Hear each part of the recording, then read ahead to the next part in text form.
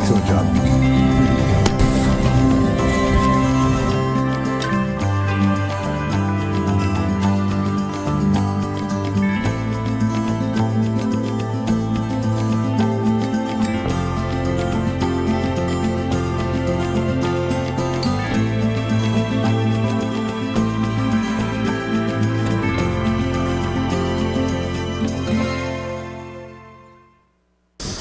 Well, good morning, Cypress. Good morning. It is always good to be together. Love having you here with us in the room. Of course, always good to have our online audience with us as well. And by the way, my name's Eric. In case I haven't met you yet, I'm the pastor here, so I just want to take a minute to say welcome.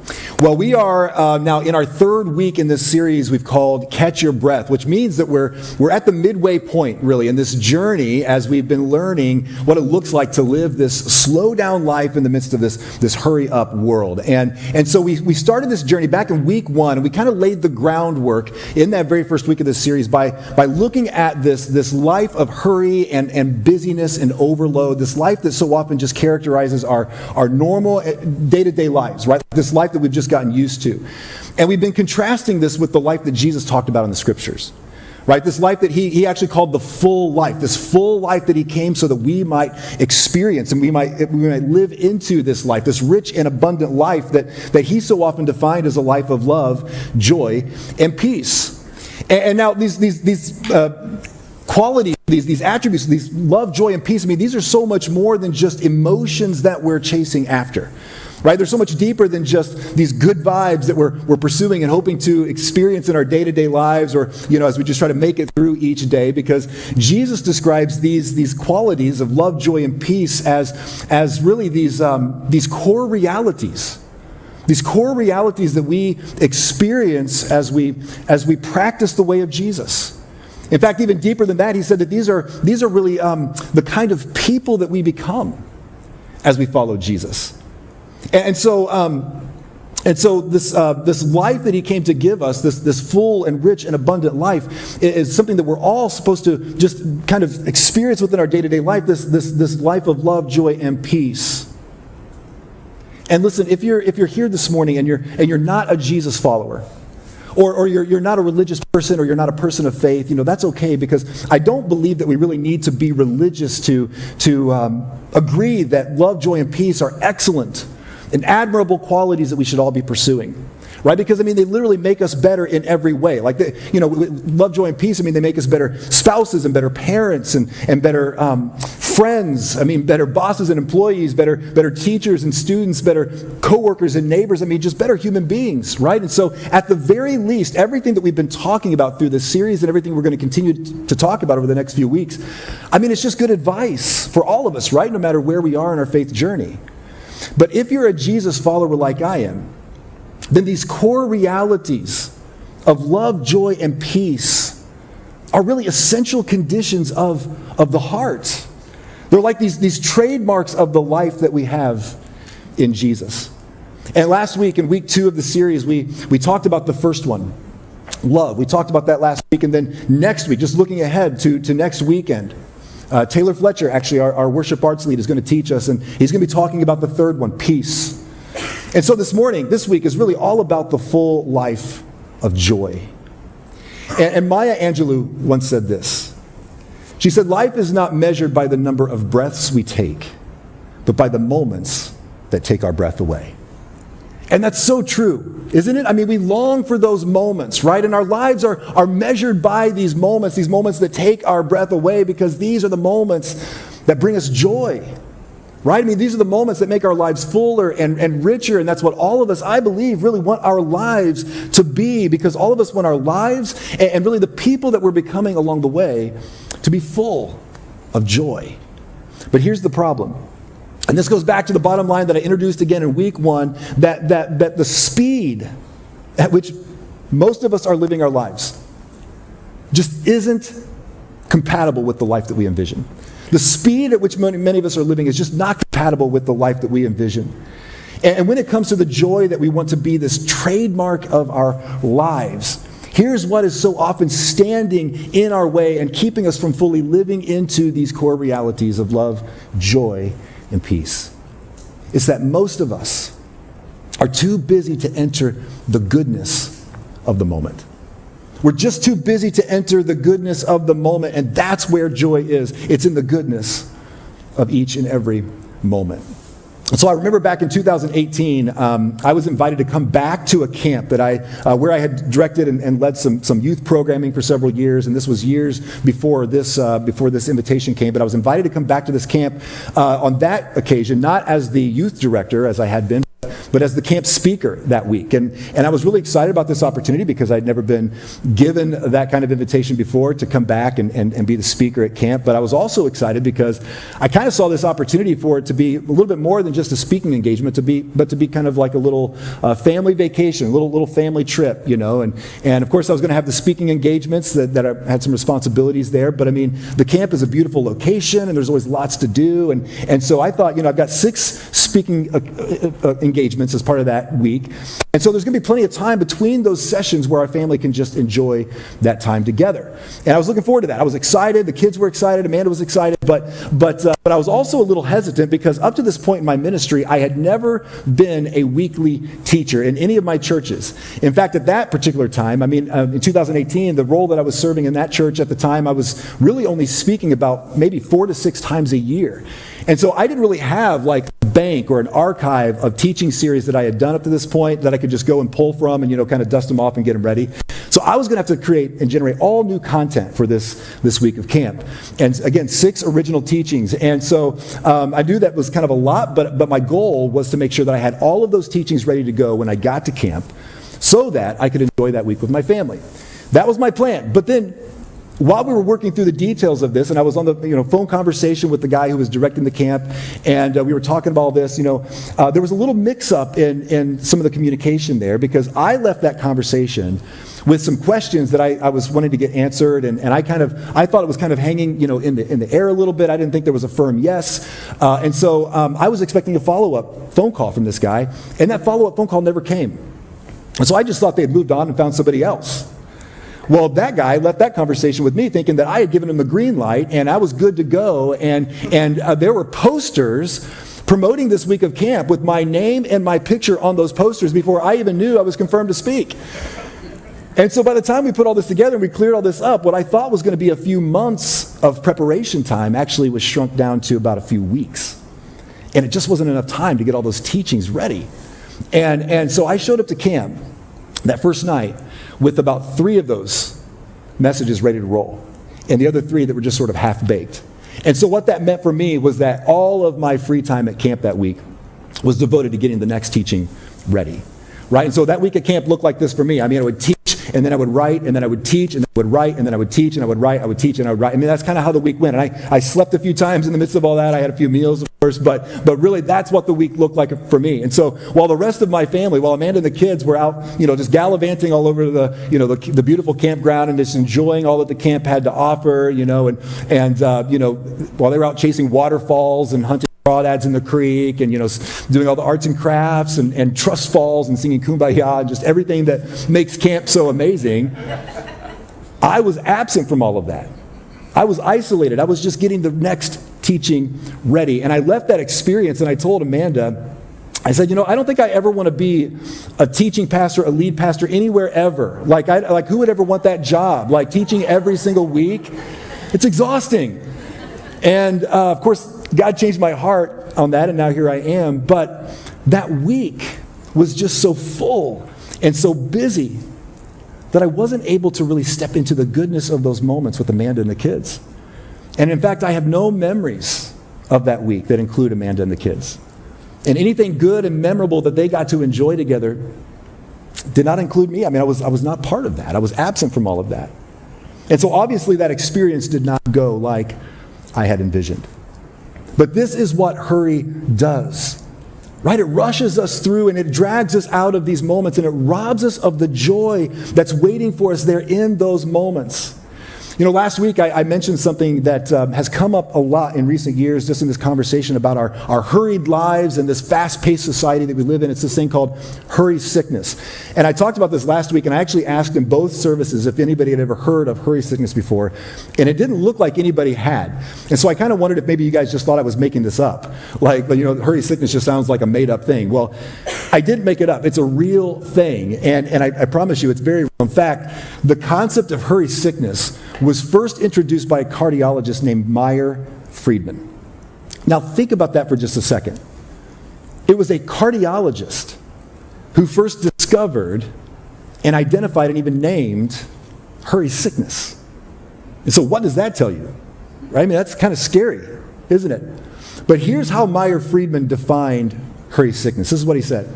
He said it's a continuous struggle and unremitting attempt to accomplish or achieve more and more things or participate in more and more events in less and less time. It's this, hurry sickness, it's like this continuous struggle to do more and more in less and less time. And this shows up in our lives in some of the most subtle ways, right? Like this tendency that I think we probably all have when we're checking out at the grocery store to find the shortest line, right? In fact, sometimes we'll even jump to another line if it looks like it's moving faster, right? Or maybe it's this tendency that we make a lot of appearances at things, but maybe we don't stay for more than a few minutes. But we made an appearance, right? Or maybe it's this tendency that some of us have to drive as fast as we can, anywhere we go, even weaving in and out of traffic just to get to the next thing faster and quicker. So I was in the car the other day with Gibson, my son, who actually was leading that third song that we sang together this morning. It's kind of fun to see him up here. But we were in the car the other day and we were watching somebody do this, right? They were just driving super erratically and just cutting in and out of traffic and everything. And he was watching this and he said, wow, those guys they're chopping it up. And I thought that was kind of funny. I've never heard it referred to that way before, but I guess that's what the kids are calling it now, chopping it up. And so I took note of that. But anyway, Gibson got his driver's license on Friday. Yeah, whew, lots of prayers, right? For all of you. And for us, I appreciate that, but and for Gibson, of course. But yeah, so he got his license on Friday, and we're handing him the keys to the car. And I told him, I said, Gibson, there will be no chopping it up in this car or any car ever. And if I hear that you've been chopping it up, well, then your driving privileges are getting chopped down, right? That's kind of how I put it. He got the point, and we're good. But we'll see, right? But that's hurry sickness, right? Chopping it up is just another example of hurry sickness, and it's probably why we're all running just a few minutes behind to everything, right? And I'm not looking at anybody, right? I'm not calling anybody out because I'm usually in this group. Or it's why we only read the headlines and not the whole story, or why we listen to our podcast at 2 times the speed, or why we're constantly glancing at our watch or glancing at our phone, always pulled into the next thing. This hurried way of life that so many of us have adapted to. It's what's keeping us always on the move, always in a rush, and too often missing the goodness of the moment. As one pastor put it, he said, hurry kills all that we hold dear.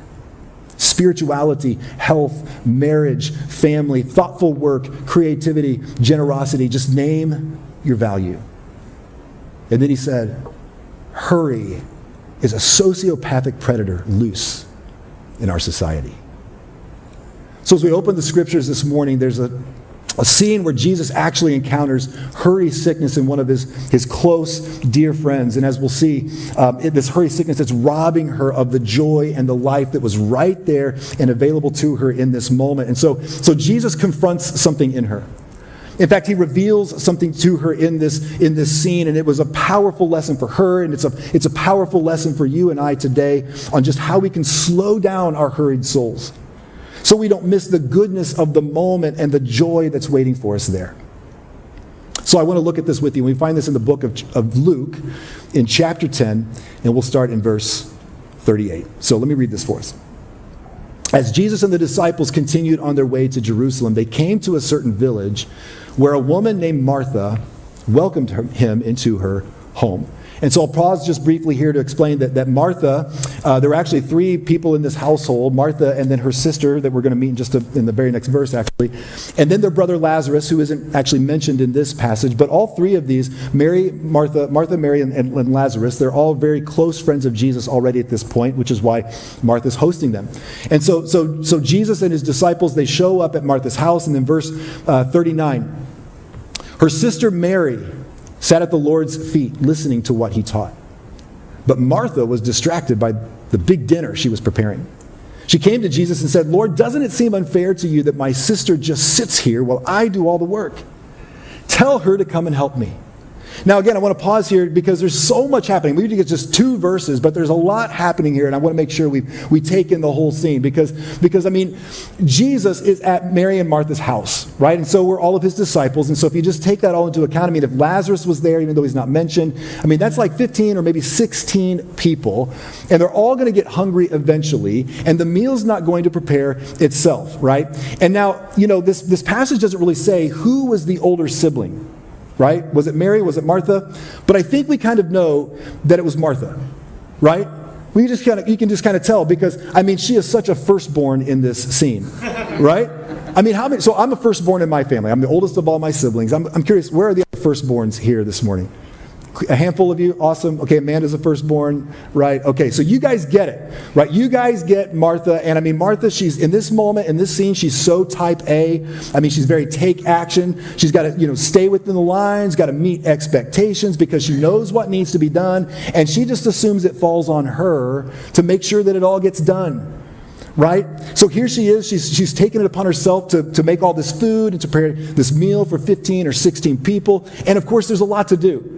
Right? There's so much that needs to get done, and she's doing it all by herself. So she's busy, right? She's hurrying because while she's doing all of this work, Jesus is in the next room teaching. And I just have to think that Martha was torn between these 2 spaces, right? Because I'm sure she would have preferred to be in the other room with everybody else just listening to Jesus talk. But she was stuck in the kitchen making dinner. And in fact, all this hurry and busyness, all of this preparation, it says, was incredibly distracting for Martha. Which is to say that it was pulling her apart. Right? I mean, all of this, I mean, everything that she was busy with in the kitchen, all of this food that she was making, it was pulling her away from the moment with Jesus. It was distracting her.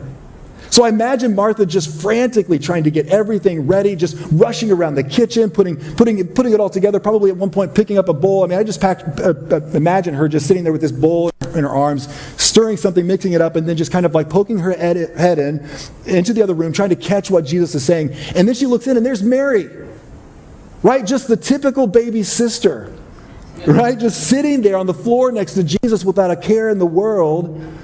And Martha's probably thinking, well, that's just so typical Mary, right? And it must be nice. So at this point, things start to escalate a little bit. Martha puts down the bowl. And that's, that detail's not in the text here. I just kind of made that up. But I imagine she had to put something down because then she walks over to Jesus. She walks over to him. And I don't know, was Jesus in the middle of teaching when she walked over? I mean, did she interrupt Jesus, or was there kind of a pause in the action and she kind of took advantage of that moment? I don't really know, but either way, she walks up to Jesus and she basically says, Jesus, why am I the only one doing any work around here? Does this seem fair to you? I mean, this is her attitude toward Jesus. She's taking Jesus to task here. And she expected Jesus to support her and to affirm her because after all, Jesus was a firstborn too, obviously, right? So she expected him to get it. But she also expected Jesus to do something about it. And Martha was not happy. And I kind of get the impression that Martha just had this kind of personality. Like when Martha's not happy, nobody's happy. You know what I mean? And she was not afraid to give Jesus just a piece of her mind. But here's what Jesus says in response to her in verse 41. But the Lord said to her, my dear Martha, you are worried and upset over all these details. There is only one thing worth being concerned about. Mary has discovered it, and it will not be taken away from her. It's interesting because I'm pretty sure that Martha felt just absolutely justified in her frustration. Right? And this expectation that she had that Mary would get up off of the floor and come and help her with all the work that had to be done, I mean, that just in her mind was only reasonable. And so Jesus' response had to feel unexpected, right? Disappointing. And I mean, didn't Jesus see all that she was doing and all that needed to be done and all that she was sacrificing? I mean, how she was serving. I mean, didn't Jesus see this? Didn't he notice this? But Jesus, in fact, saw through it. He saw through it all, and he saw the hurry in Martha's soul. And there was something better that Martha was missing. But Mary had discovered it. Because in the midst of all this busyness that Martha had assumed there was just one thing. Right? Jesus said just one thing that mattered more than all of it. And here's what I believe Jesus was saying to Martha in that moment, and it's the secret to living this full life of joy. And here it is. Be fully present to the one thing. Be fully present. I mean, that's it right there. I mean, joy is being fully present to the one thing. And Martha is so much like any one of us, right? I mean, she is just a perfect example of what hurry and busyness looks like and feels like for you and me today. And Jesus was like, Martha, there are all these things that are keeping you so distracted, so many things that are pulling you in all these different directions, and they're keeping you from entering the goodness of this moment. And none of it is bringing you any joy. In fact, Martha, you're resentful. You're miserable. You're angry and anxious. And while you're distracted by all of these things, in this moment, there's really only one thing. Just one thing that matters. Only one thing that deserves your time and your full focus. And you're not going to like what I have to say here, Martha. But your little sister Mary has chosen it. And she's chosen to be fully present to it. And she's discovered joy in it. And I'm not going to let anyone take that away from her, because Martha, the one thing is me, Jesus says. It's time with me. It's a relationship with me. It's learning from me. It's sharing your life with me. It's making the most of this moment that we have right now and being fully present in this moment with me. Because this moment will not last forever. And soon you'll wish you could come back to this moment and choose to be different in this moment, but by then it will be too late. And you'll have missed it. And you'll look back on this and you'll say with great sadness, the one thing was right there. Right here in my house. But the moment passed. And I was so busy that I missed it. And listen, on the surface, this is a relational statement that Jesus is making. Like Martha, the one thing is the person who's right here with you now. It's our friendship, and it's the time that we could be spending together. So put down the housework and just be present to the person, is what Jesus is saying. But on a deeper spiritual level, the New Testament writer here wants to make sure that we understand the vital importance of being spiritually nourished through the words of Jesus in the Scriptures. And being spiritually strengthened through time spent lingering in the presence of Jesus through our prayer and through our meditation. And that's because ultimately our joy is found in Jesus. But all too often our busy lives and our hurried souls keep us from being fully present with Jesus in ways that grow us and strengthen us spiritually. But just on a human level, I believe this concept of presence plays out practically in all of life and in all of our relationships, that our joy is discovered in being fully present to the one thing in each moment, the people with us, the relationships. And our presence begins with our attention. It begins with our attention. And so John Mark Comer is the pastor who actually wrote the book called The Ruthless Elimination of Hurry. And I've referenced this book several times already through this series. But in his book, he writes this. He says, all the spiritual masters from inside and outside the Jesus tradition agree on this, as do secular psychologists, mindfulness experts, etc. If there is a secret to happiness, it's simple. Presence to the moment. And then he finishes with this. He says, the more present we are to the now, the more we tap into joy. And then Jesus said this. I mean, just kind of playing off this, Jesus said that our hearts will follow where our treasures lead. Right? And so often we usually interpret treasure as our two most precious resources, right? Our time and our money. But an even more precious resource is our attention. It's our attention. And so Where our attention leads, there our hearts and our thoughts and our presence will follow. The problem is that our culture seems to be so caught up in FOMO, right? I mean, this fear of missing out, right? I mean, we're so caught up with FOMO that it leaves us terrified of just sitting still, right? Because, well, I'm sitting still in this moment. I mean, what's happening out there? I don't even know what it is, but whatever it is, I'm missing out on it. And so it just keeps us constantly moving, chasing after that thing. But entering the goodness of the moment means that we have to slow down. And we have to be still in the moment. And just let it consume our thoughts and our focus. And let this present moment have our full attention.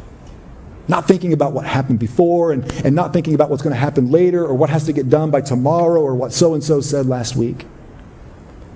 Just let your attention be focused on the now and on the people that you're with. But then presence also requires that we embrace our limits. We embrace our limits. And I know this almost sounds counterintuitive, right? I mean, like limits, I mean, that sounds so limiting, right? I mean, limits are what hold us back. And usually we feel like we have to struggle to push through and break through those limits, right? But Jesus said that while all these other things are happening all around us and constantly pulling us in different directions, he said that it really only one thing matters. Right? Jesus limits it to just one thing, and he said to be fully present to that one thing. But we can't be fully present until we accept this simple reality that you cannot do it all. I cannot do it all. You can't. And that's actually good news. I mean, it's liberating to know that we are limited because learning to live within our limits is healthy. And it's actually life-giving. But our culture's obsession with YOLO seems to work against this, right? Because you only live once, right? YOLO. And there's always another experience or another adventure or another thrill or another conquest, another thing to add to our lives, right? More and more in less and less time.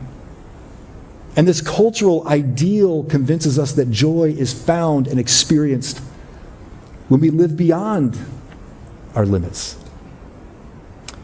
Now, I've mentioned before that I'm a nerd, and so I'm about to throw another nerd thing at you. But I've always enjoyed, I just love this quote that comes out of the book, The Lord of the Rings, The Fellowship of the Ring. Super nerdy, I know, but Bilbo Baggins said this when he was talking about just this life that's been stretched beyond its natural limits. He said, I feel thin, sort of stretched, like butter that has been scraped over too much bread. I mean, I just love that visual. I mean, you can see that, right? You can see that when butter's been scraped over too much bread, there's not enough to go around. It's limited, right? And when we try to live beyond our limits, there's simply not enough of us to give. And we're stretched so thin that it takes life from us. It doesn't add to it. And it keeps us moving so quickly from one thing to the next that we never really get to enter the goodness of anything that we're experiencing. And so it doesn't fill us with joy, it actually kills joy. And it robs it from our lives. And the reality is, whether we like it or not, that all of us have limitations. Right? We have physical limitations. We have stage of life limitations and financial limitations and geographic limitations and so on. And all of these look different for each and every one of us, but there's one limitation that we all share in common. And it looks the same for every single one of us. Because we're all limited to just 24 hours in a day. It's time. It's this common limitation that we all share. So what if we just chose to accept that we can only be in one place at one time? And we can really only fully give ourselves to just one thing at a time. And we can only do what we can do with that time. And we can only be who we are and with who we're with for this time. And we can't change any of that by trying to push or rush, or control, or manipulate time. And once we embrace this, it allows us to slow down. And it allows us to be fully present in the goodness of this moment. And there's so much joy in that. So what can you and I, and really all of us, do this week to be more present to the moment that we're in and the people that we're with so that we can truly enter the goodness of these moments? So here's my call to action for us this week is just a practical next step for us so that we can practice presence. And here it is. Choose one simple thing to delight in today. Just choose one simple thing to delight in today. And I know that feels so touchy-feely, right? I mean, it just feels that way. But what if we just tried it? Right? Just try this. Like, just one thing that you enjoy. And I don't know, is that like reading poetry or listening to music? Or maybe it's drinking a cup of coffee. Like that for me is like joy in a cup, right? It's like liquid joy. So maybe it's drinking coffee, maybe it's just going on a long walk, maybe even a short walk on the beach, or it's just sitting with someone that you love, a close friend, maybe a relative, or maybe it's your spouse, or maybe one of your kids, but whatever it is, just do it slowly. And just bring your full attention to that one thing, embracing your limits in that moment. And then as you're enjoying that, as you're delighting in that, just catch your breath. And just breathe out the hurry in your soul. And breathe in deep the joy in that moment. And just be present. And then do that again tomorrow, right? And then the day after that, and the day after that. In fact, let's make this a practice in each day this week. I mean, doesn't that sound so much like such a better way to do life than all this hurry and hustle and bustle that is just so much a part of our normal day to day? I mean, doesn't that sound so much better to just slow down and to just be present in the moment? I believe it does sound so much better. It's like such a better way. In fact, it's the way of Jesus. It's how he lived. It's how he shows us to live so that we can experience all the love and joy and peace of the life that he gives. The full life that we find in him. And I just wonder if someone here this morning or watching online is realizing that you're at a point where you need to make this the moment that you finally enter into that life with Jesus.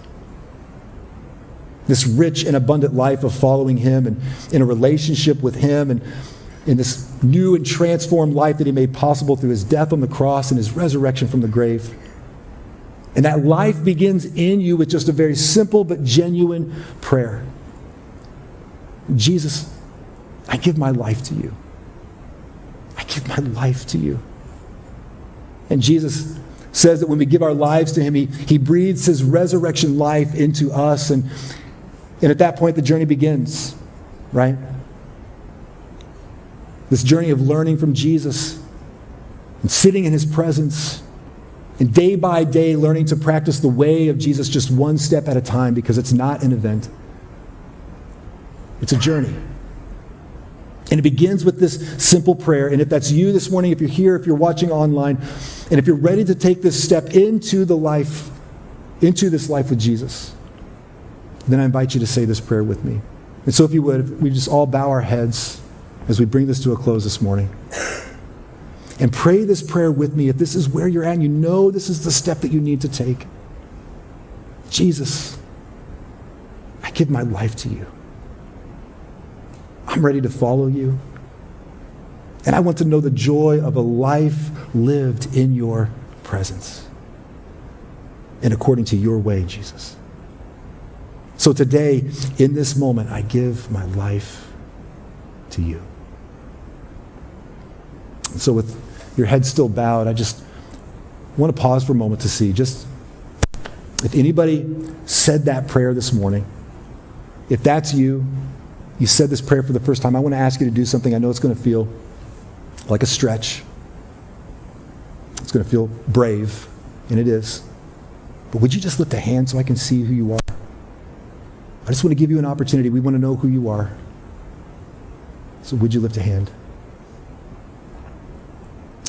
Awesome. Anybody else? All right. Let's pray.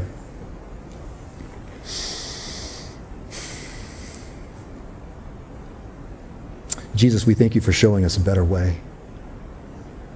Lord, our lives, we've been talking about these past few weeks. I mean, we get so used to this, it just feels normal.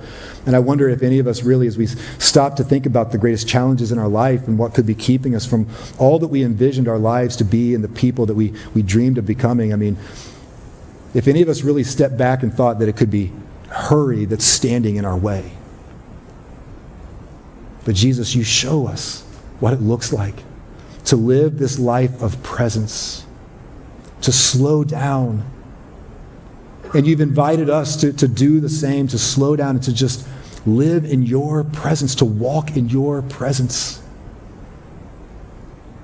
Because Jesus, you show us that's where joy is found, and that's where we experience it. So Jesus, thank you. And now I just pray for your help, Lord, as we take this and we walk out of here with it. I mean, just even the thought of finding one thing and just delighting in it slowly and just basking in it, just lingering in the moment, being present to the moment, Lord, would you help us?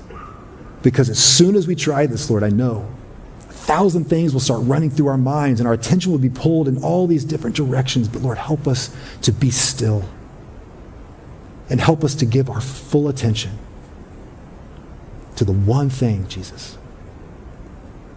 To just the one thing. We love you. We thank you. Amen. Amen. One last thing I want to say before I dismiss you is that we do have a baptism service coming up in just 2 weeks. And so for anyone who has made a decision to follow Jesus and to give their life to Jesus, but you haven't yet gone public with this through baptism, I want to invite you to do that. November 5th is your opportunity to do that. And so we're going to have several others, I think, who are part of that, and this would be just an excellent opportunity for you to stand in front of your Cypress family and to just declare through this act of baptism that I have given my life to Jesus and I'm following him and I'm a part of this family. And so I would love for you to do that. And information is in our lobby, I think. You can see Alana. She'll have something to give for you to take to give to you to take with you. You can also find it, I think, at the tent on the patio. Talk to Michelle out there. But thanks, Cypress. Love you. Have an awesome week. I'll see you on the patio before you head out.